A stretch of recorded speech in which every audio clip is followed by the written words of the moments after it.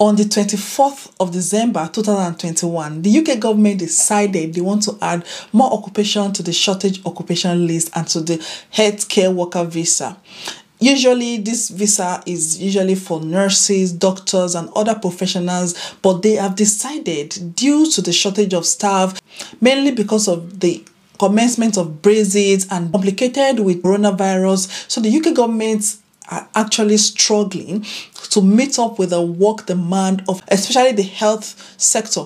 And you know, health is very, very important. So the government have now decided to add more occupation to the shortage occupation list. And now, you know, it is no longer a news that the carers are now are included on the shortage occupation list, which has now enabled carers to be able to apply for UK visa and even get a tier 2 visa. The occupation that was added under the care staff visa is social care workers, care assistant, and home care workers, which are just under the umbrella of care staff. So let's just say care staff in general. So care staff are now allowed to come into the UK on a tier 2 visa, and the good thing is you have every benefit someone who is on the tier 2 visa is going to have. Who is a carer? Carers are nurse assistants. They assist the nurses to do minor things in the hospital, at home, depend on where you're going to be working. So carers are just like nursing assistants, and you can be working in the hospital, in the care home, in resident home,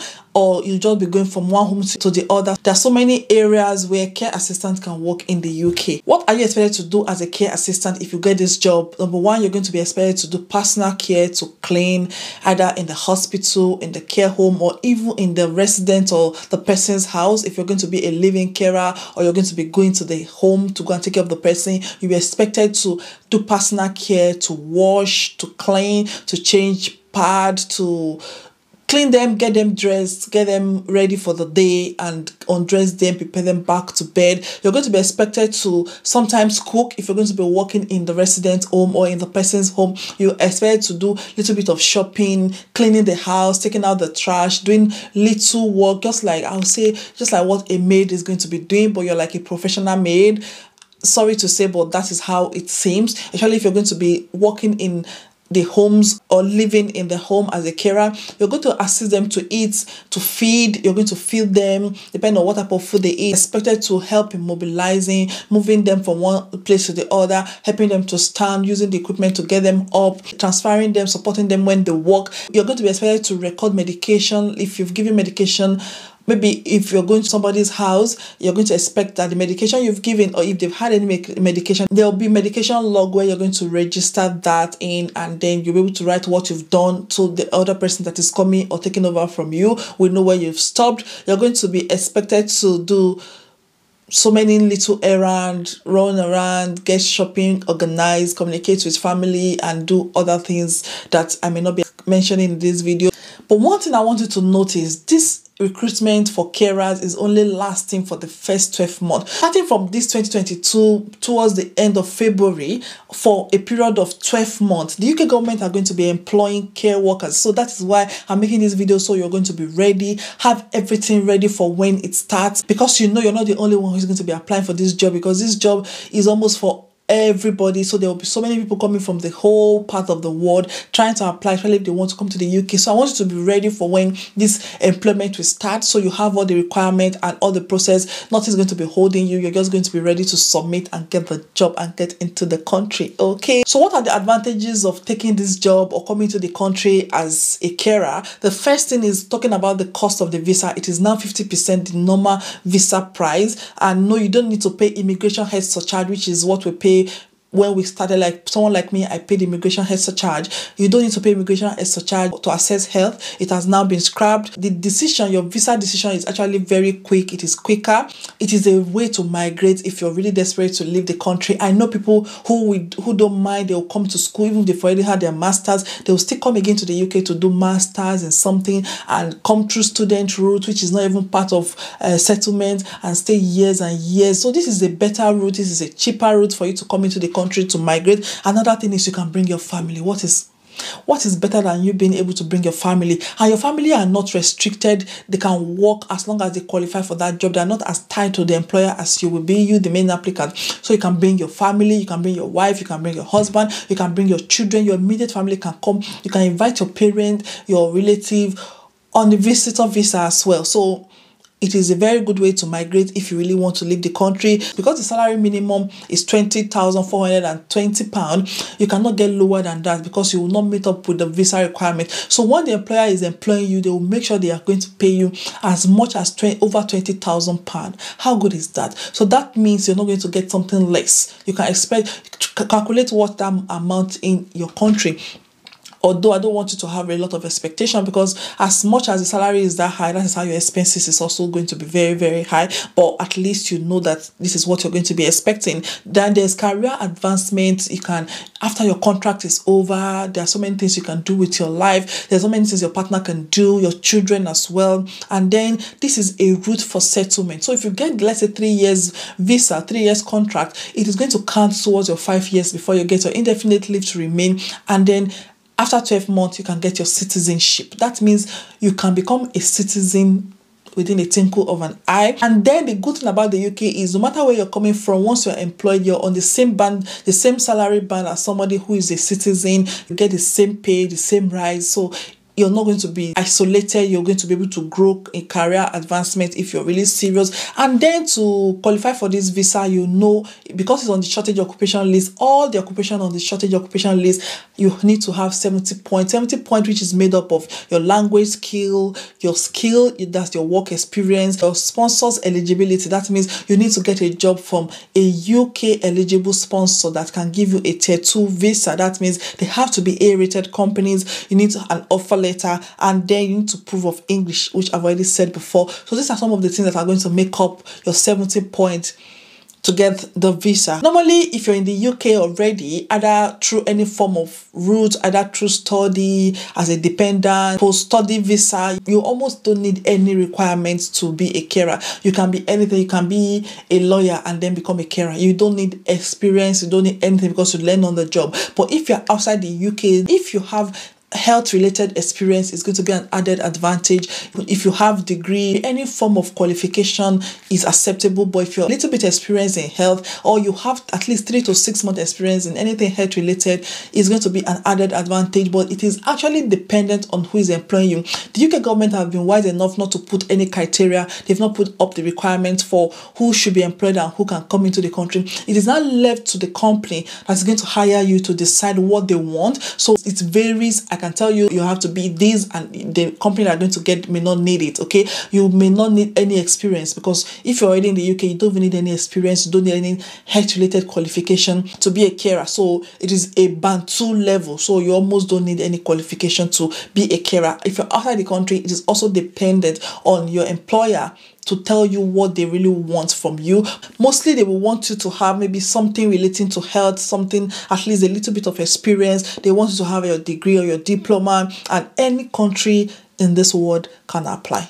You see, that's why I said the demand is going to be very high when this starts, and I don't want you to miss this opportunity. So if you want to look for a job, it is easy for me to come here and mention an agent that will take your money, but be very careful. There's so many people that will employ you without you needing to pay, and because there's so many scams out there, I wouldn't want you to fall victim of scam. I know there are agents out there that will take money from you and help you, but please be careful. I'll give you sites where you can easily go and search for a job as long as you're serious. Directly go to NHS website to apply to be a carer.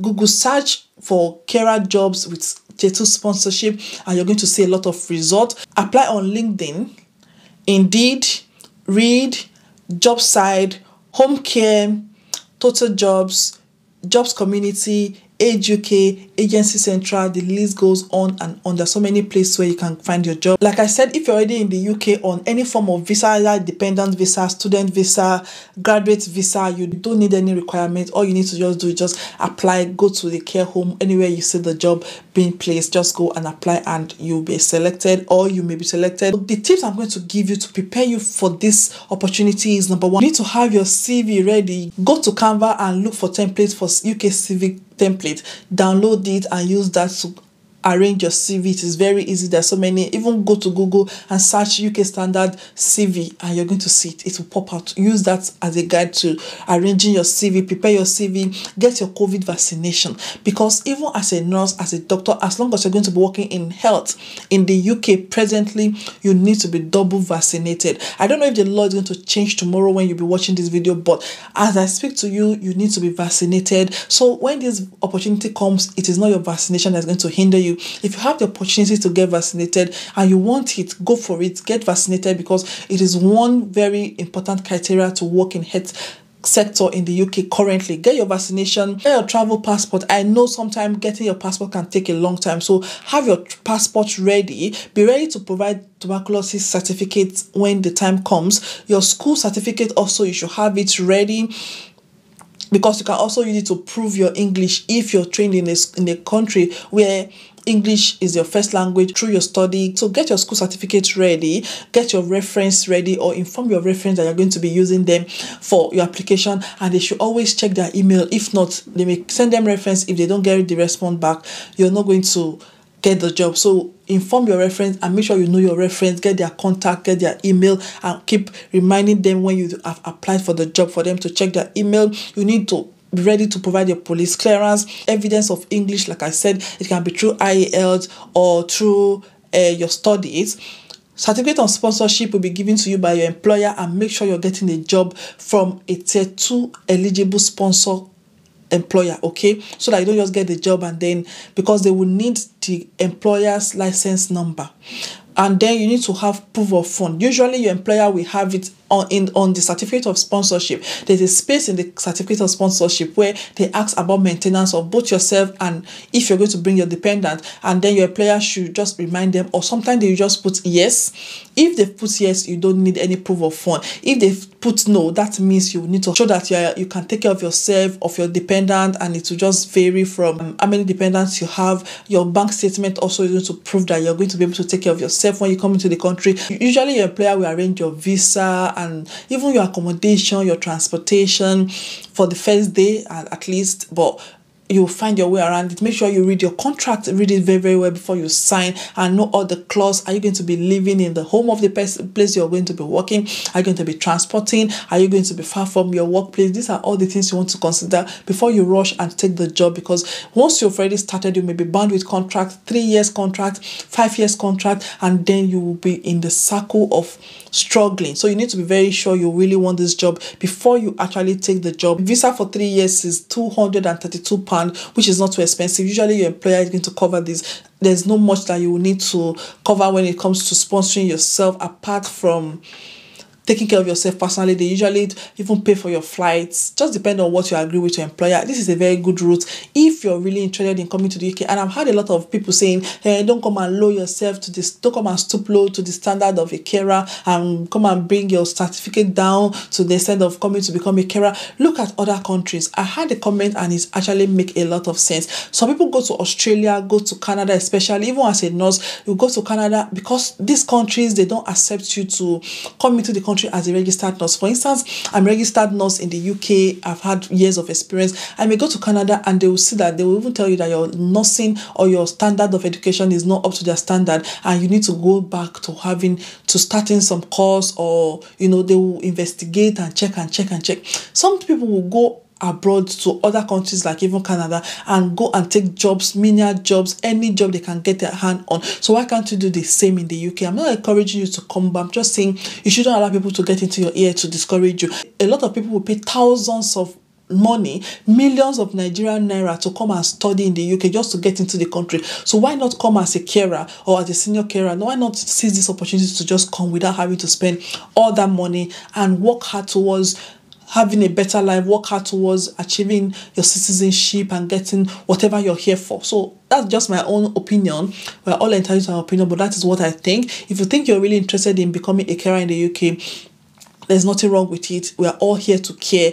As a nurse, I don't mind changing people's pad. I don't mind washing people. In fact, I feel so happy helping those people, wash them in their old age. It's really rewarding. I know you may not understand it, but I know what I'm talking about. I'm not ashamed to say it. If you ask me to send you £1, that £1 is for money I've earned from cleaning somebody's bum. Okay, I hope you get it. If you don't get it, forget it. Let's leave that. Okay, so those are the steps you need. I think this has covered every question you may have concerning who can be a carer, how you can come to the UK as a carer, should you come to the UK as a carer, the qualification, the requirements, the cost, and everything surrounding coming to the UK as a carer. You almost don't need any special qualification. So take this opportunity. Be prepared for when this employment will start, because it's going to just last for 12 months. I hope you enjoyed this video. If this video has been helpful to you in any way, please share to others. It may be helpful to them as well. Thank you so much for watching. I'll see you in another video. Please don't be a stranger. Join the family. Subscribe. Like this channel is where you get everything. This channel, you get all the information. And if it's not legit, we don't say it. Okay? I'll see you in my next video. Until then, take care. See you in the UK. The UK is wide enough for everybody. Bye.